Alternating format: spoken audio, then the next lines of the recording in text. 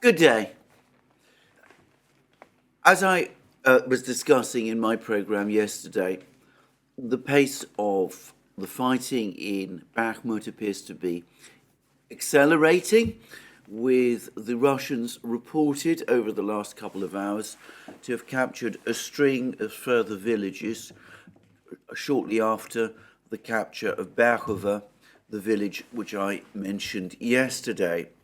There's been reports which say that from Ukrainian sources that alongside Berchova, the Russians have now captured Yagodnoye, one of the places that I discussed yesterday, the next village, and after Berchova, and that they've also captured another place called Dubovo Vasilyevo, which is actually, I think, slightly to the west of Berchova, to the northwest of Berchova, not exactly in the direction of Bakhmut, but presumably providing some kind of operational cover for the Russian pincer forces that are said to be, well, that are converging with each other and are closing the roads that are leading into Bakhmut.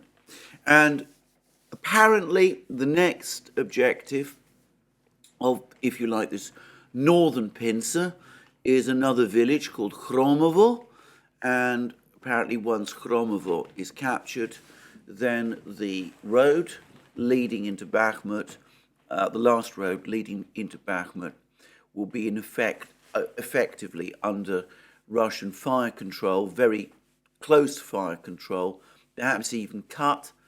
And at that point, the garrison, the Ukrainian garrison in Bakhmut, will theoretically at least be cut off. They will still be able to travel in and out of Bakhmut up to a certain point along various country lanes, as I've discussed already, and over the open fields. But I've expressed my own skepticism that this is really a practical option in order to keep supplied and reinforced troops in battle. And it does seem as if, as I said, the tempo of the Russian advance has increased. By the way, I've noticed that on the Russian internet, Prigozhin's fan club, or supporters if you prefer, of whom, by the way, there are a great many, are claiming that the reason the tempo of the advance, the Russian advance in Bakhmut, has increased is because Prigozhin did, through his quarrel with the Russian Ministry of Defense, that the one consequence of it was that he was able to get from the Russian Ministry of Defense much more ammunition, much more artillery, many more artillery rounds than he had had previously, and that this has enabled the Wagner assault troops to advance faster. Now, for all I know, and I want to stress this may be absolutely right.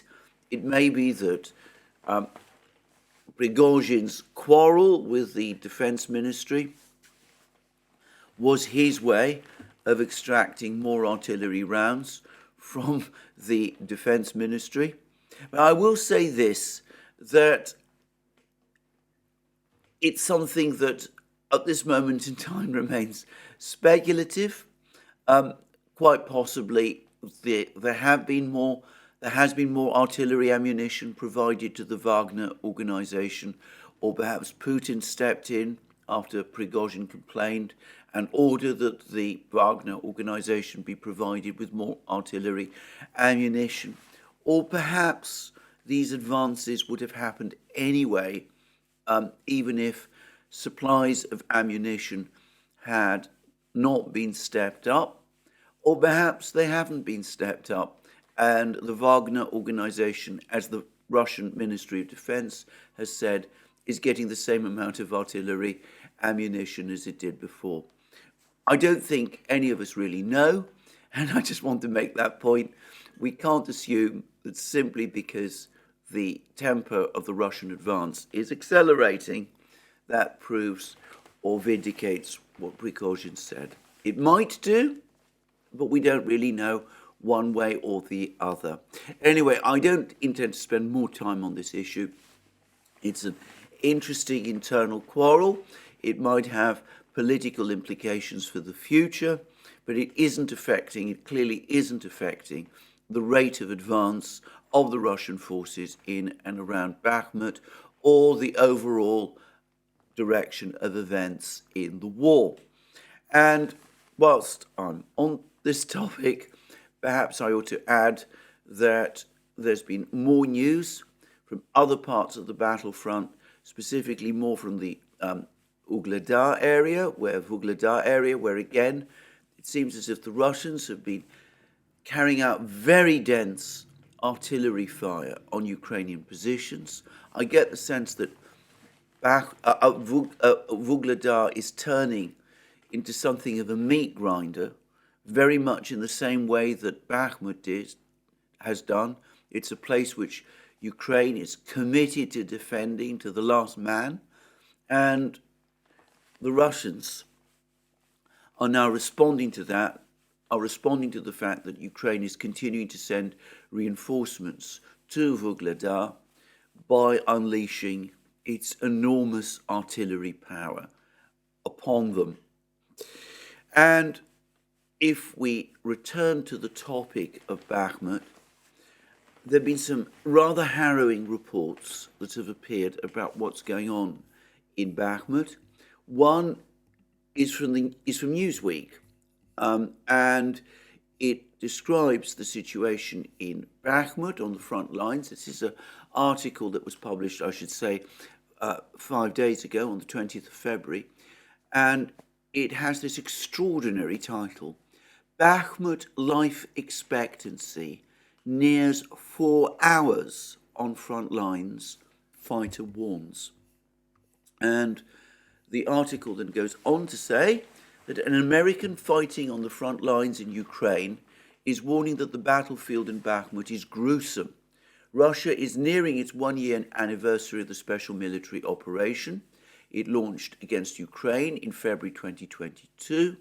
As winter weather fades and spring approaches, military experts are speculating a renewed offensive from Russian forces. Well, we've been discussing this Russian offensive for many weeks now. I have been as guilty of that as anyone else, but perhaps I'm beginning to become a little more skeptical about it than the writer of this particular article. But anyway, to continue, front lines shifted to Bakhmut, a city in eastern Ukraine, in July 2022. And according to former US Marine Troy Offenbecker, the scene is grisly.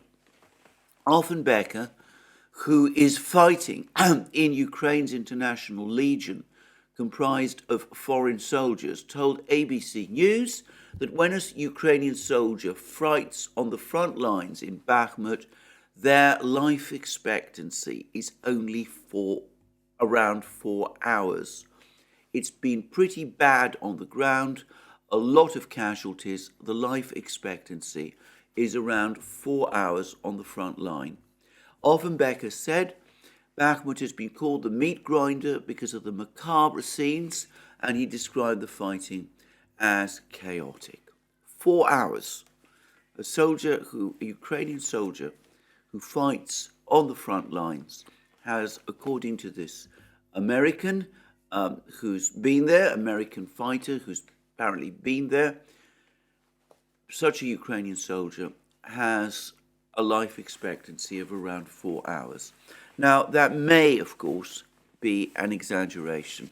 I don't know how exactly Mr. Offenbecker is able to collate the statistics, but it does give one a sense of the sheer horror of the battle that is going on in Bakhmut, day after day after day, week after week, with Ukraine continuing to send more and more of its troops into Bakhmut, where they are being chewed up by this meat grinder. I apologize for those last words. I don't like using them, but I don't really see that there is any alternative choice, given that this horrible word, meat grinder, has now become common currency where Bakhmut and the fighting in Bakhmut is concerned. And I have to say that one of the most disturbing, for me, aspect of recent Western reporting of this war is that even as all of the information from the ground, including that of Mr. Offenbacher, suggests that it is Ukrainian troops that are being fed into this meat grinder primarily. I'm not denying that there are lots of Russian casualties in Bakhmut, but even as Ukrainian troops are being fed into this meat grinder in Bakhmut, sections of the Western media have picked up this expression, meat grinder, and are trying to turn it round. They're trying to turn it round and suggest that it is the Russians who are actually the victims of this meat grinder, when, as I've said previously, all the facts, including Mr. Offenbacher's testimony, suggest strongly that it is in fact the Ukrainians. Now, let me reiterate again, one of the fundamental flaws in Western commentary and analysis of this war, the actual fighting, is that I think that Western reporting, based very much on information provided by Ukraine and filtered to the Western media by the British Defence Ministry, to some extent the Pentagon and other agencies and think tanks and commentary groups that I'm not going to name, but you can all work out which they are. Well, the cumulative effect of all of this is that it has given a massively over-exaggerated, dangerously over-exaggerated idea of the scale of Russian casualties. It makes a huge difference whether the Russians have lost 200,000 men in Ukraine, as many people believe, or around 14,000, as the BBC and its team and the team from, I think it was Media Zone, which have carried out this investigation, these repeated investigations, have been able to find. Now, the point about my bringing up that BBC report is that, of course, we're constantly told that this report underestimates the number of Russian casualties. The latest BBC report suggested that, well, actually didn't go into that in much detail, but the Media Zone report that accompanied it suggested that it was perhaps half the total of Russian casualties, in which case we're talking about 20,000 dead Russians, not 100,000 or 200,000 or whatever astronomical figure some people think. But in any event, I see no real evidence that the numbers are in fact greater than the 14,000 that has been reported. After all, how exactly are the Russians concealing these enormous casualties? And why, if there was a plan to conceal casualties in that kind of way, are 14,000 not being concealed? If you take a step and think about it, it is illogical. You could perhaps fantasize a situation where some Russian general or censor in the Russian Ministry of Defense has said, look, we've lost 200,000 men, but we want the world to think that we've only lost 14,000, so we're going to make sure that 14,000 of the soldiers that we've lost, including Wagner soldiers, by the way, are given a proper funeral and are registered in all the proper registries, but we're going to conceal the fact that, what's happened to all the rest. But I have to say, as somebody who's worked in government bureaucracies, that doesn't seem to make much sense to me. It's not how government bureaucracies, in my experience, work. And it would be an extremely difficult and very complicated operation to pull off. And I wonder whether it is practical at all. I would also say that if the Russians wanted to make us think that they'd lost 14,000 men instead of 200,000 men, if they were trying to conceal their losses and at the same time mislead us by making it possible to find this number of people in Russia, soldiers who've been killed in the battle. Well, in that case, I would have thought that the Russians would be providing us with a running countdown of their losses and would themselves be talking about this figure of 14,000, which, by the way, they're not doing. So that would imply some kind of very complicated cover-up indeed, in which you try to give the impression that you've lost 14,000 men without actually saying so. And as I said, I find this all very fanciful and very difficult to explain, and it doesn't make much sense to me. And as I said, that number of 14,000, as of mid-February, by the way, is consistent with such numbers as the Russian Ministry of Defense has published on the rare intervals when it publishes such numbers. So, there we go. If we're only talking about 14,000 men, and of course the word only here should be emphatically placed in quotation marks, but if people in the West have really come to believe that Russia has suffered 200,000 casualties, which would suggest a death rate much higher than this, well, then of course they are getting the war completely wrong. They are misunderstanding completely the direction of the battle and of the fight, and they're massively underestimating the capability of the Russian army in the field. So I'm sorry if I've digressed a little here, but I do feel that more realism about the actual state of the battle on the ground and who is losing numbers would, I think, materially change not just Western perception of the war, but perhaps conceivably Western policy about the war. I find all this discussion of casualties very uncomfortable, and I'm going to move on. But before I do, I'm going to just quickly reference an article by Bernhardt at the Moon of Alabama, and he's made 2 points. The first point he's made is that the Russians are claiming to have killed across the entire front lines around 400 men a day, Ukrainian soldiers a day, but that this does not apparently include the Ukrainian soldiers who have been killed in the fighting in Bakhmut, where most of the fighters who are engaging them are, of course, Wagner assault troops. Now, there's been some suggestions that Ukraine is losing something like 500 men a day in Bakhmut, and that's dead and wounded. Who knows exactly how high the casualties are?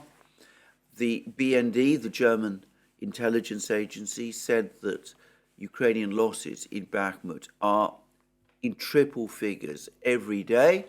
We've just seen a report that Ukraine, the life expectancy of a Ukrainian soldier fighting in Bakhmut is around 4 hours. So it seems reasonable to think that 100, 200, 300 men, perhaps more than that, are dying on the Bakhmut battlefield every day.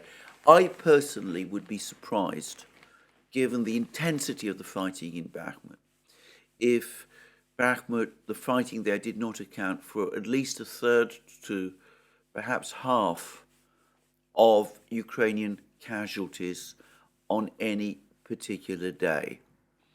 If so, then it is not impossible that we could be looking across the entire battlefront at Ukrainian losses on certain days touching 1,000 men.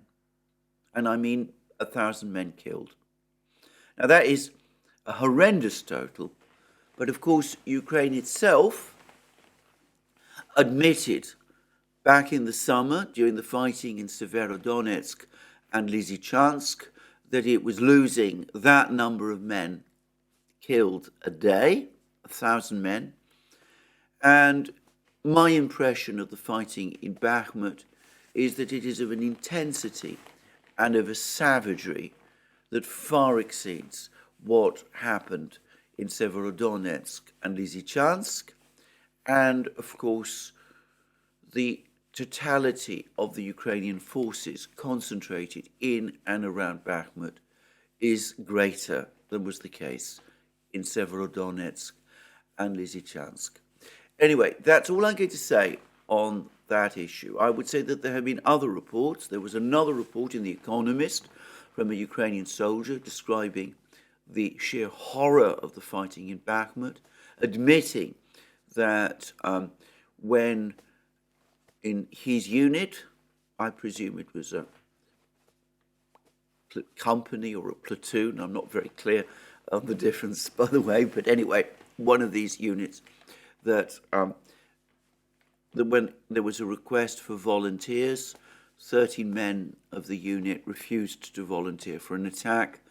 Apparently they didn't want to die, and this soldier seemed to understand this, and his description of the fighting in Bakhmut seems to be very close to that of this American soldier that's been quoted by ABC News and by Newsweek. So there we go, an absolutely horrific battle going on in Bakhmut, and one which is getting more horrible by the day, with the Russians now pushing hard towards the last remaining road, which looks likely to be cut off fairly soon. One Russian report I saw suggested that it could be cut by as soon as tomorrow. But, you know, these are predictions, and many of these predictions at various times have proved wrong. So let's not assume that. Now, whilst I'm on the topic of Bernhardt and the Moon of Alabama, he's also written another, the same interesting piece that he's written, also touches on, and in an indirect way, the state of Ukraine's artillery. And he's made a point that the Russian Ministry of Defense every day gives daily reports on the number of Ukrainian artillery guns that the Russians claim to have knocked out. And Bernhardt also points out, and this is absolutely the case, that he's been discussing for several weeks now the fact that the Russians have heavily intensified their counter-battery fire. In other words, their guns, as well as hitting other targets, have also been hunting Ukrainian artillery guns. They've been taking particular aim at destroying Ukraine's artillery force, and that they've been using a rather novel piece of equipment called penicillin, which helps them to detect where Ukrainian guns are. I'm not going to discuss how penicillin works. It appears to use a combination of visual and acoustic aids, and I don't pretend to understand it very well. But anyway, that the Russians do seem to be conducting some kind of very active counter-battery offensive. And according to Bernhardt, this is having a visible effect, as shown by some of the artillery pieces that Ukraine is now using. And in his latest piece, he pointed out that one of the artillery pieces that the Russians claim to have destroyed recently is based on a German gun of the First World War era, which was developed and modified by the United States in the interwar years. And apparently this particular gun was supplied to Ukraine by Lithuania. And there's also been information that Ukraine has been using another gun, an 85 millimeter gun, which was used by the Soviet army during the Second World War, but which has been out of service for a very long time in the Soviet and then the Russian army. And they've also been using a 100 millimeter anti-tank gun, which is rather more modern, but which is also basically obsolete. And that Ukraine has been relying increasingly on obsolete guns to make up the numbers. Well, I will say about that I did get a commentary some weeks ago from an artillery officer who did say that when it came to artillery, one gun that does the job is as good as any other, and that it's something of a misconception to talk about modern guns as opposed to old guns. And the topic, by the way, was the D-20 howitzer that the Russians have been using extensively over the course of this conflict, and which dates from the 1950s. But some of these guns that Ukraine is using do seem to be not just very old, but perhaps too old even for the point that that artillery officer was making, and that they do suggest a general artillery shortage on the part of Ukraine. Anyway, that's all I'm going to say today about the battlefronts. We see, as I said, further significant Russian advances in Bakhmut, and we see also that the Ukrainians continue to suffer exceptionally heavy losses in and around Bakhmut, and the battle there clearly isn't going well for them. And this may explain what perhaps is the single most important piece of news. And here I'd like to extend thanks to Joe Laurier at Consortium News, who's provided me with the full article from the Wall Street Journal, a newspaper that I do not subscribe to. But it seems, and I think this is fairly well confirmed, that when Zelensky made his European tour, after he visited London, when he came to Brussels and met with Olaf Scholz and Emmanuel Macron, Scholz and Macron pushed him towards reopening negotiations with the Russians. And the article, its headline is, NATO's biggest European members float defense pact with Ukraine. French and German leaders told Ukrainian President Zelensky that he needs to consider peace talks. And the article then goes on to say, Germany, France and Britain see stronger ties between NATO and Ukraine as a way to encourage Ukraine to start peace talks with Russia later this year, officials from the three governments said, as some of Kiev's Western partners have growing doubts over its ability to reconquer all its territory. UK Prime Minister Rishi Sunak last week laid out a blueprint for an agreement to give Ukraine a much broader access to advanced military equipment, weapons and ammunition to defend itself once the war ends. He said the plan should be on the agenda for the North Atlantic Treaty Organization's annual meeting in July. And we're then told that the officials were careful to say that any decision on and when and under what conditions any peace talks start is entirely up to Ukraine. But the public rhetoric masks deepening private doubts amongst politicians in the United Kingdom, France and Germany that Ukraine will be able to expel the Russians from eastern Ukraine and Crimea, and a belief that the West can only help sustain the war effort for so long, especially if the conflict settles into stalemate. We keep repeating that the Russians mustn't win, but what does that mean? If the war goes on for long enough with this intensity, Ukraine's losses will become unbearable, a senior French official said, and no one believes they will be able to retrieve Crimea. Now, that, it seems, is the consensus, the private consensus of all Western governments, that they've concluded that Ukraine cannot win this war militarily.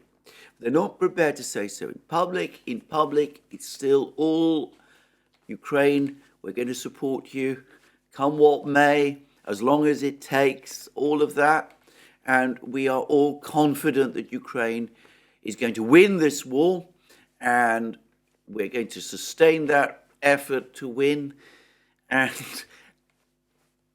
in private, even as they're saying all that in public, they're saying something completely different. And I think this Wall Street Journal article is probably correct. And who knows, perhaps President Biden, or at least some members of his entourage, might have been telling Zelensky, President Zelensky of Ukraine, the same thing when Zelensky visited, when Biden visited Kiev and met Zelensky there last week. Now, I have to say, though, that the peace proposal that is being floated here looks to me suspiciously like the one that Secretary of State Blinken was talking about in his interview with David Ignatius a short time ago, and which I have previously discussed. Now, the Blinken plan appears to be that Ukraine remains outside NATO, but that it is rearmed by the Western powers to a very high level after the war. It's given every piece of military equipment that one can imagine. And though the Wall Street Journal doesn't talk about this, the Blinken plan envisaged a situation where the Russians agreed to the demilitarization of Crimea, and that seems to be a sticking point for the United States. Now, I've said already that this is not going to be acceptable to the Russians, and in fact, the Russians have already made it clear that they're not interested in the Blinken peace plan. And it's not difficult to understand why, because a Ukraine with a modern army equipped and trained to this level with all this vast amount of equipment, I mean, there would be nothing to prevent it simply marching into a demilitarized Crimea and reoccupying it, and then applying and no doubt being granted membership of NATO. The Russians are never going to agree to something like this. And in fact, I'm going to say something else. The Russians undoubtedly read these articles in the Wall Street Journal and are undoubtedly aware at some level of what's going on. I mean, they will have subscriptions to the Wall Street Journal, even if I don't.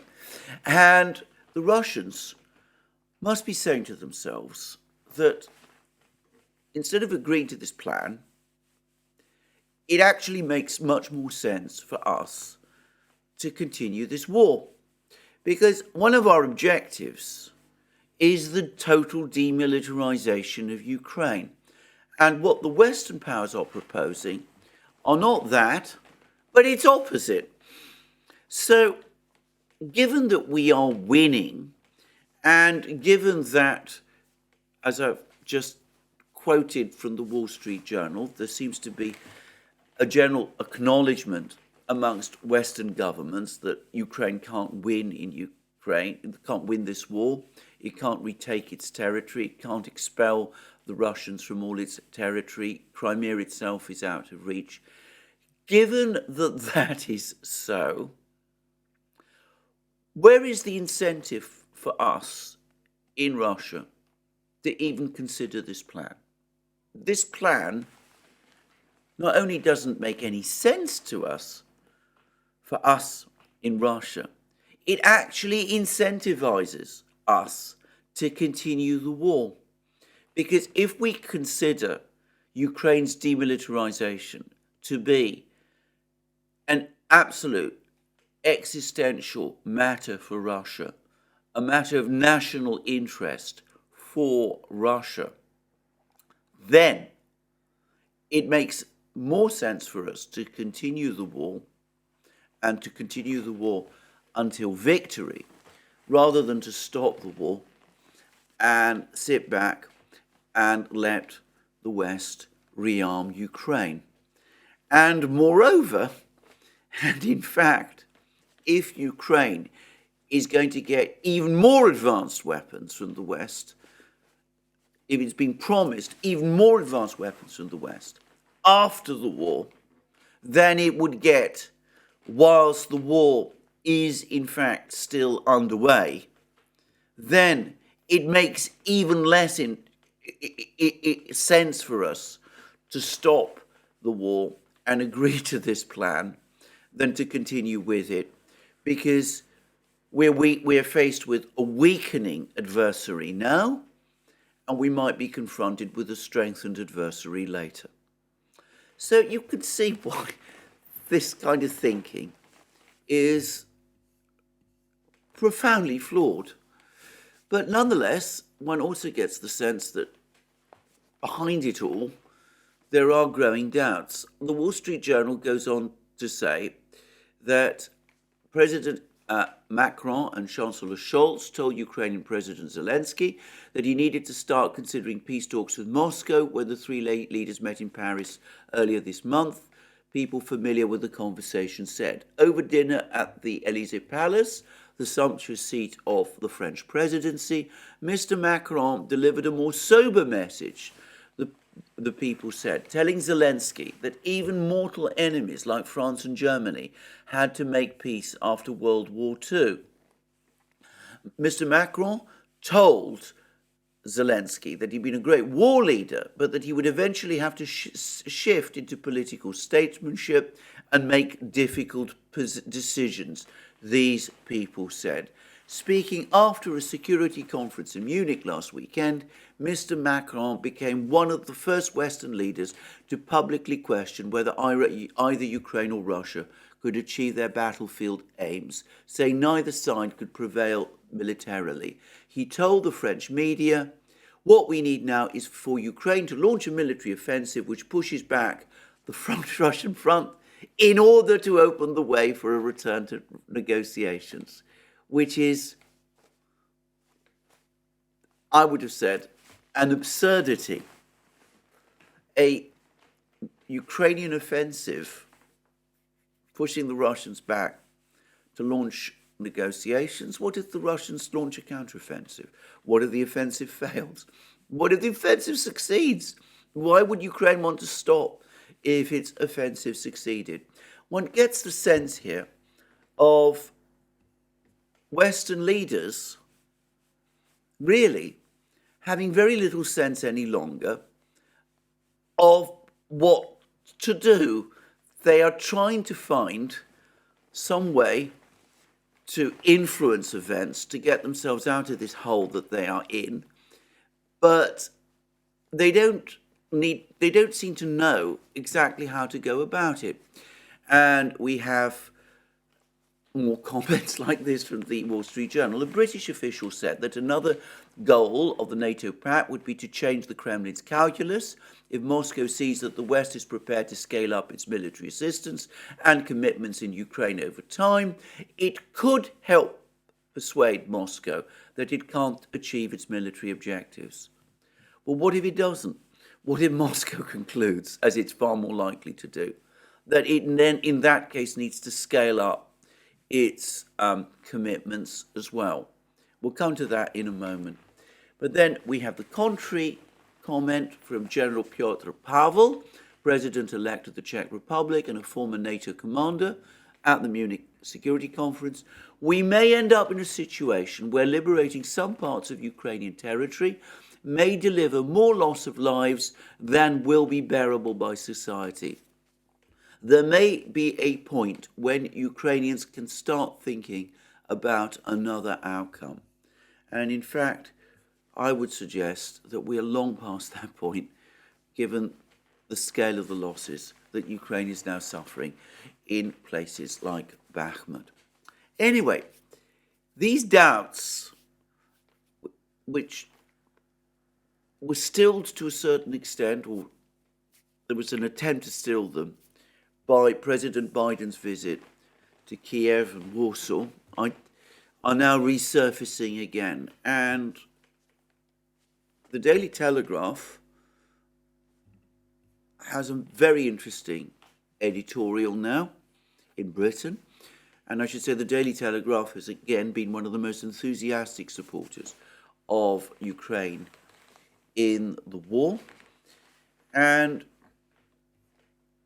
it demonstrates two things. Firstly, the extent to which the West has been unsettled by China's recent diplomatic moves, by China's position paper.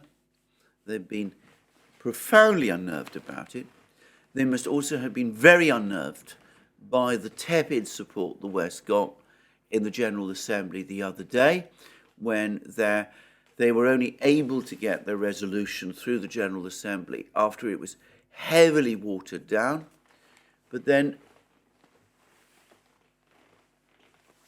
also the doubts, the festering doubts, that things in Ukraine really are going as well as Western leaders want to pretend.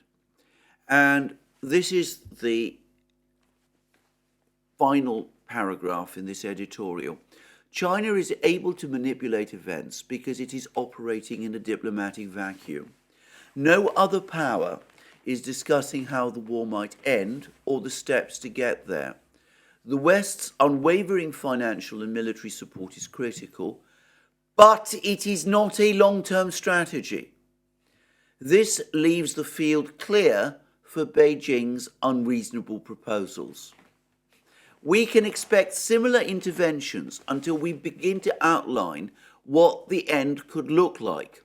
As time goes by, not doing so carries the growing risk of being dangerously overtaken by events. Now, this is the first such comment I've seen on the editorial page of a British newspaper since the war began.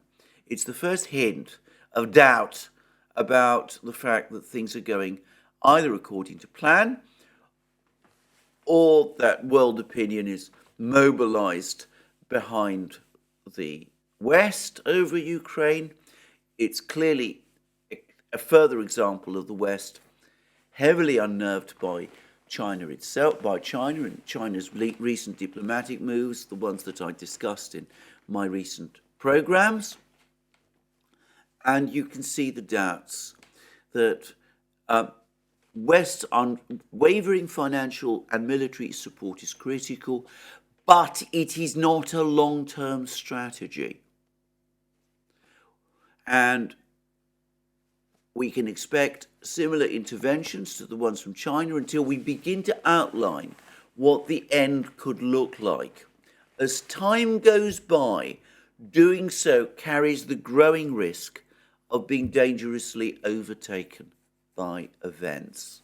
In other words, somebody stepping in and settling the war in ways that the West doesn't like, either the Russians through an outright military win or the Chinese through some kind of diplomatic coup.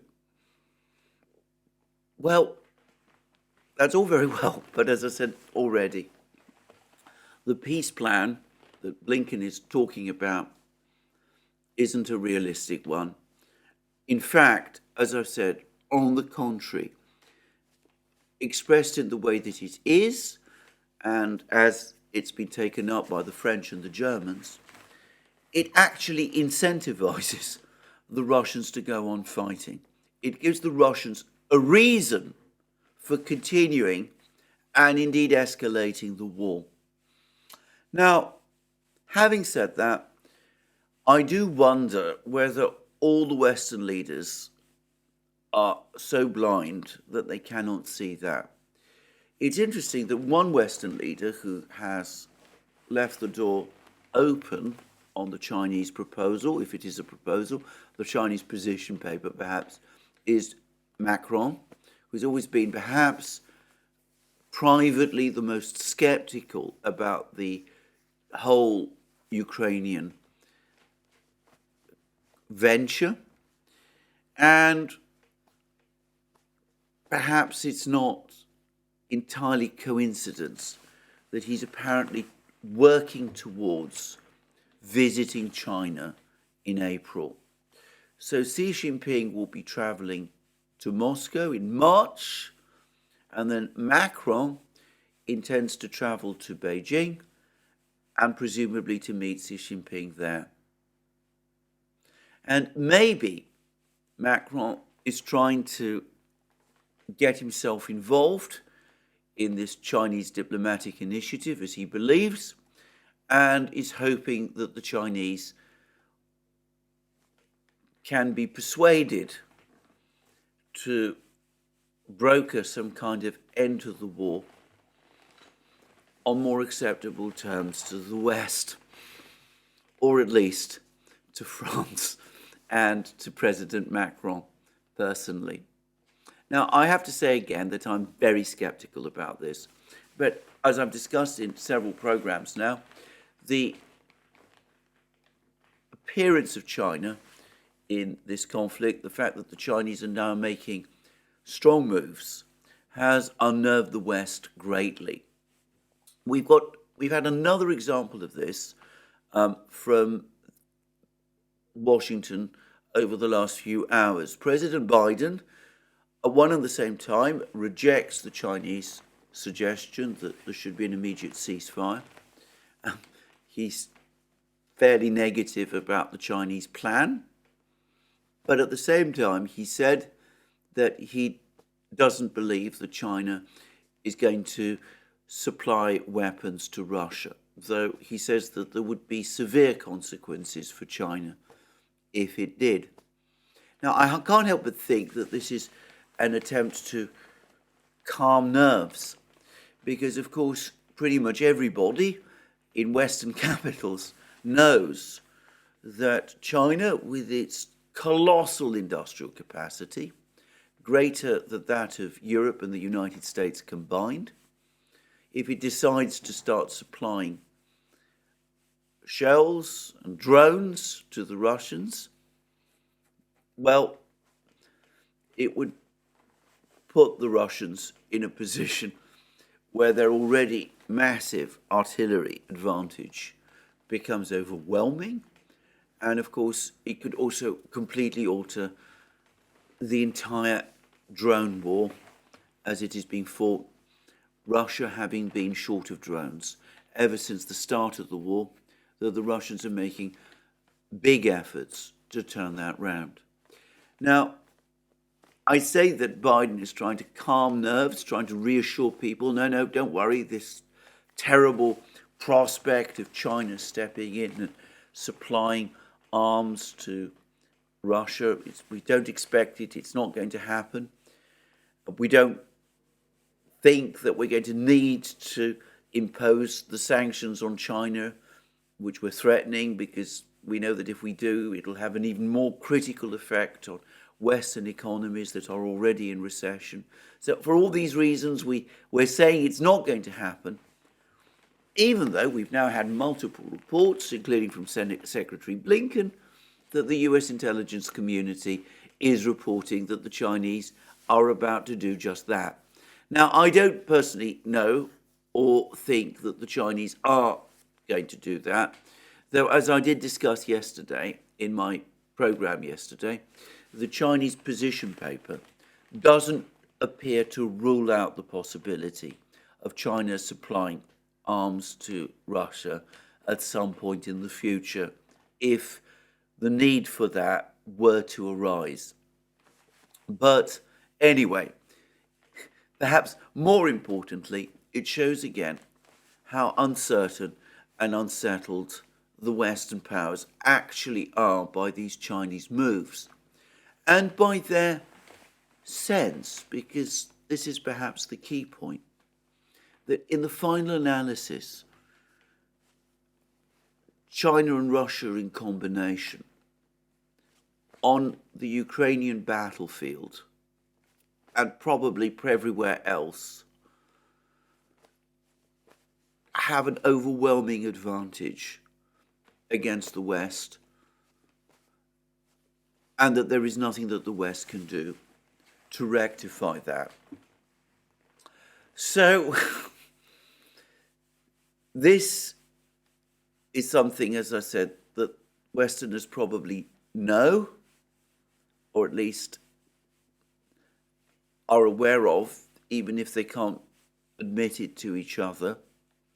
And one can understand, as I said, why they might be so spooked, both by these Chinese diplomatic initiatives and by this possibility that the Chinese might, just might, start supplying the Russians with drones and ammunition in quantities that the West can never hope to match. Now, I'm going to here make my own point. These peace ideas that are floating around, that Scholz and Macron and Blinken and all of these people are floating around, as I said, they're not going to achieve peace. On the contrary, as I said, they incentivize the Russians to continue the war. The Russians are at one and the same time hearing that the West believes that Ukraine cannot win a military victory, that it may not be able to recover territory, that Crimea is beyond its reach. So they see all of that. And at the same time, they see that if they stop the war, then the West is going to rearm Ukraine to a level beyond anything that it has been armed to up to now.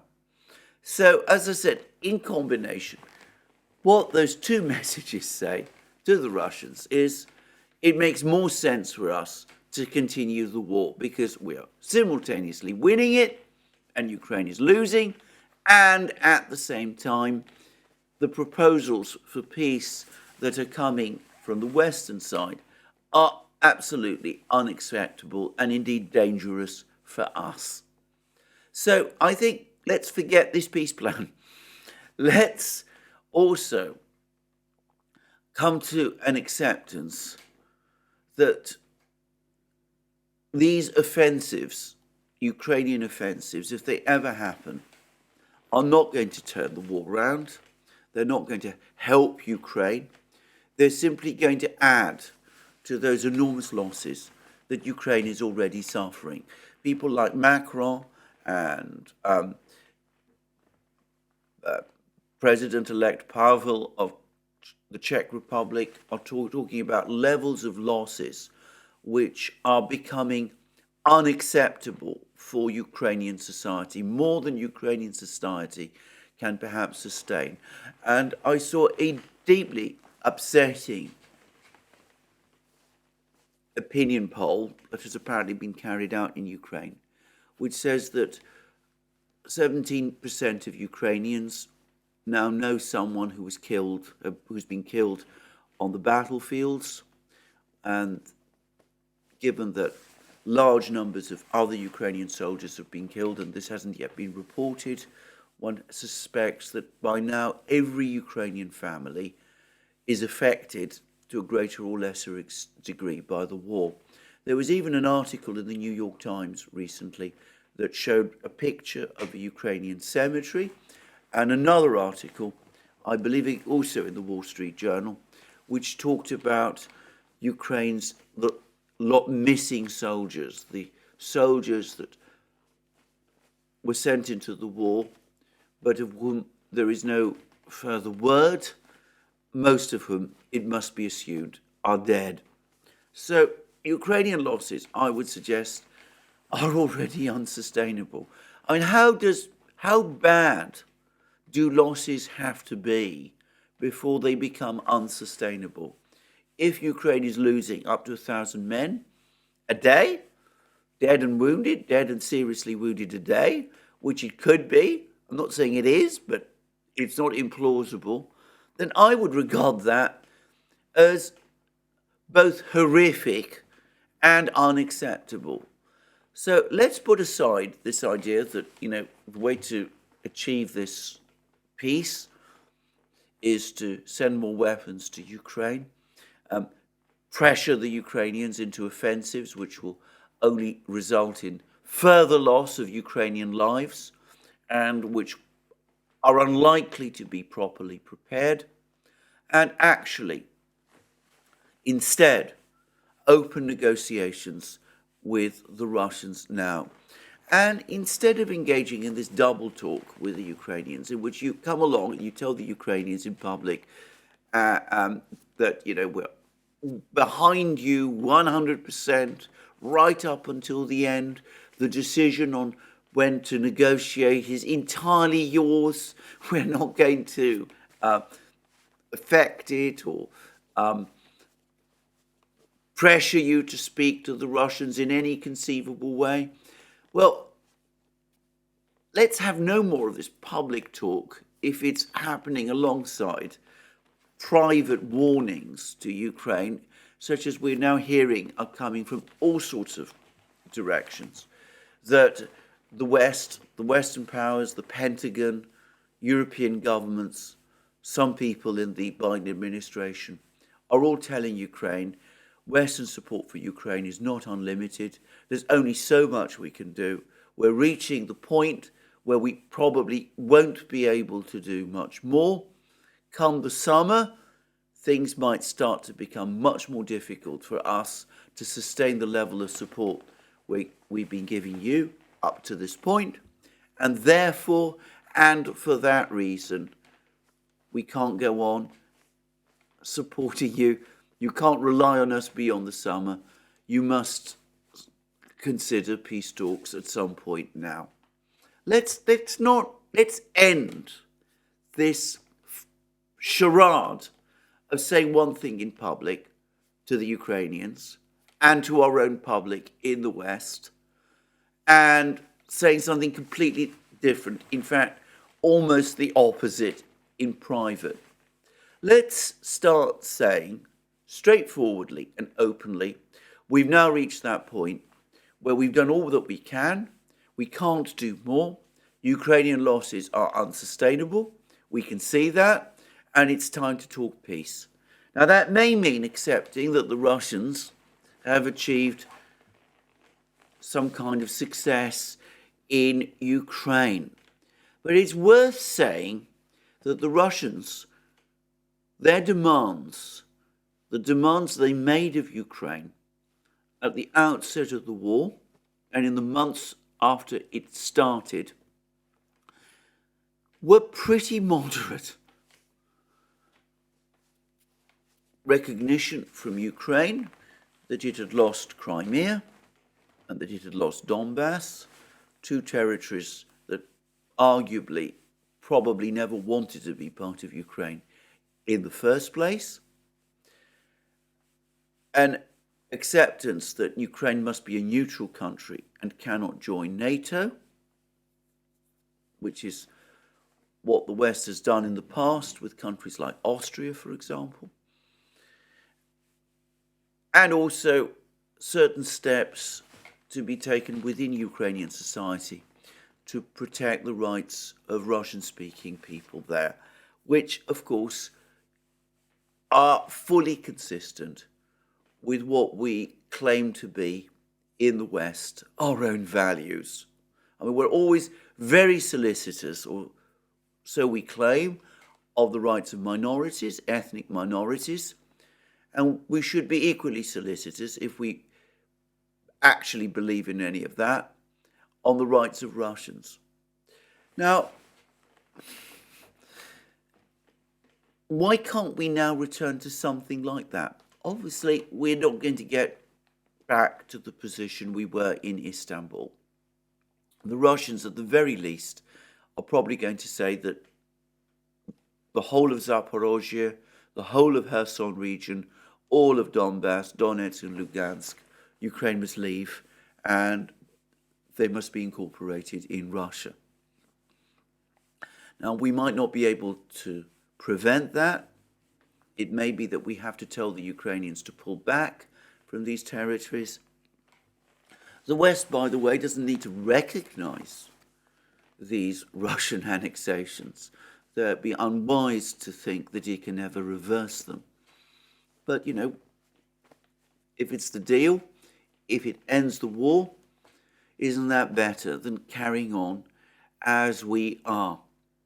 Because when the Daily Telegraph says that we are out of ideas, that we have no long-term strategy, they're absolutely right. And as has become absolutely obvious over the last few weeks, it's the Russians who hold the initiative on the battlefield, and it's the Chinese who hold the initiative now on the diplomatic front. And we are at sea in respect of both. We have no plan in respect for both. Honesty, straightforwardness, both with ourselves and with the Ukrainians, is always the best strategy. Leading Ukraine on, telling Ukraine that, if it holds out a little longer, it can get Crimea back, that, we're going to help them win, is not just dishonest, it is cruel to Ukraine, and it sacrifices Ukrainian lives to save Western face. Well, that's me for the day. More from me soon. No doubt there'll be more from the Ukrainian battlefronts tomorrow, and I look forward to you joining me then. Just to remind you again that you can find us on our various platforms: Locals, Rumble, BitChute, ODYSEE, Rockfin, and Telegram.